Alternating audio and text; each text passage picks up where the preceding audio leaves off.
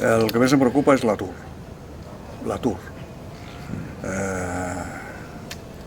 Després el passotisme que hi ha amb el jovent d'ara.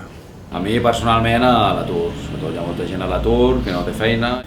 El futur y la corrupción.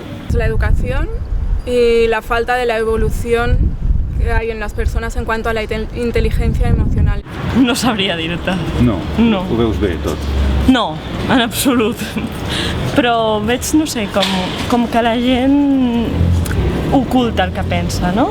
Jo el problema que veig més gros és la falta de perspectives de futur, tant pel jovent com per la gent que està anat a treballar, com pensar que la gent té 50 anys i no té cap perspectiva de tornar a treballar. Home, l'economia, afegeixo. A Catalunya, concretament en el cas de Catalunya, l'economia està lligada al tema de la independència.